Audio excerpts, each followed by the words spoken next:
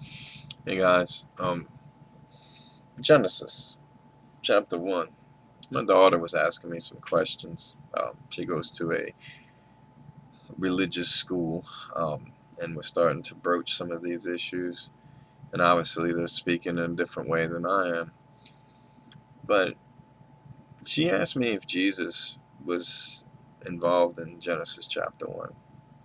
And I thought about all the things I would tell her when these questions started to come up. But I actually did something a lot simpler than that. We sat down together and I had her read Genesis chapter 1. In the beginning, God created the heavens and the earth. The earth was without form and void, and darkness was over the face of the deep. And the Spirit of God was hovering over the face of the waters. And God said, "Let there be light," and there was light. And God saw the light was good. And God separated the light from the darkness, and called the light day, and the darkness night. And there was evening, and there was morning, the first day.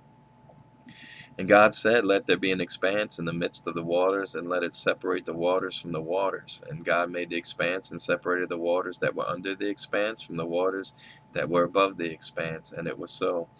And God called the expanse heaven. And there was evening, and there was morning, the second day. And God said, "Let the waters under the heavens be gathered together into one place, and let the dry land appear." And it was so. God called the dry land earth. The waters that were gathered together he called seas, and God saw it was good. And God said, "Let the earth sprout vegetation, plants yielding, and fruit, trees bearing fruit, which was their seed, each according to its own kind on earth." And it was so. The earth brought forth vegetation, plants yielding seed according to their own kinds, and trees bearing fruit, in which there was seed, each according to its kind. And God saw that it was so. And there was evening, and there was morning, the third day. And God said, "Let the lights in the expanse of the heavens to separate the day from the night, and let them be for signs and for seasons and for days and for years, and let them be lights in the expanse of the heavens to give light upon earth." And it was so. And God made two great lights, the greater light to rule over the day, and a lesser light to rule over the night and the stars. And God set them in the expanse of the heavens to give light on the earth, to rule over the day and over the night, and to separate the light from the darkness. And God saw it was good. And there was evening, and there was morning, the fourth day. And God said, "Let the waters swarm with swarms of living creatures, and let birds fly above the earth across the expanse of the heavens." So God created the great sea creatures, and every living creature that moves, with which the waters swarm, according to their kinds, and every winged bird according to its kind. And God saw it was good. And God blessed them, saying, "Be fruitful and multiply, and fill the waters and the seas, and let birds multiply on earth." And there was evening and morning, the fifth day. And God said, "Let the earth bring forth living creatures according to their kinds, livestock and creeping things, and beasts of the earth according to their kinds." And it was so. And God made the beasts of the earth according to their kinds, and the livestock according to their kinds, and everything that creeps on the ground according to its kind. And God saw it was good. Then God said, "Let us make man in our image, after our likeness, and let them have dominion over the fish of the sea, and over the birds of the heavens, and over the livestock, and over the earth, and every creeping thing that creeps on earth." So God created man in his own image. In the image of God, he created them, male and female, he created them. And obviously, me and my daughter kept going to finish the story. But I just asked her when we were done. I said, when God made light, when God made the animals, even when God made man, who made them? And she said, "God." And there was nothing else to add to it. We see clearly God was the sole creator of all things. And I have a Jehovah's Witness that I work with. I like him. He's a good guy. And we got talking to each other about this subject. And I did the same thing to him. I just read him the story because they believe John chapter 1 proves Jesus was in Genesis. And all you're doing is reading into the text at 26. Let us make man in our image. Jeff Brenner, I think his name is, on YouTube. He's a Hebrew guy. But he broke this down, and given the structure of it, he might be speaking to the creation.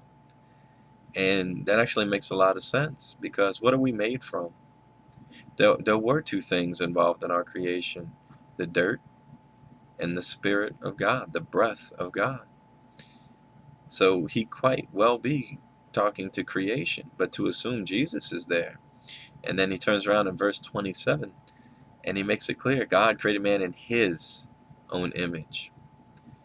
Now, if you're going to say it's one person, I think it was clear what everyone understood about that story is that there was one master creator. And look in the account in Mark, the chapter, I forget right now, but when they were talking to him, I think about divorce. And one of his statements is, don't you know he created them male and female? When you say he did something, you're removing yourself from that act or from that statement. So, either Jesus wasn't God or he was in the flesh, maybe. Or maybe the story of Genesis is true in imparting the message it was meant to impart. That there was one creator. Alone, he acted. And when he spoke, he may have spoke to creation, he may have spoke to 10 million angels. We don't know. But to read anything into that text that has to do with Jesus and create another word, have you stopped to think about that? It's clear that God said, let there be light. You have to have another word. You have to have something that's not the spoken word.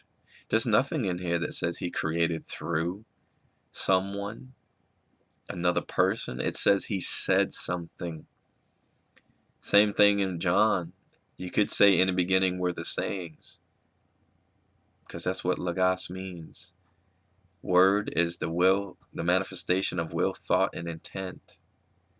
It does not denote another person. A word is a thing.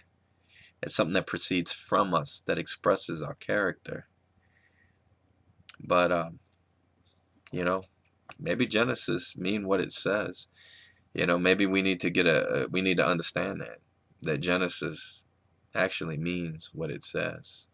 He created them, and he is not three, and three are not he.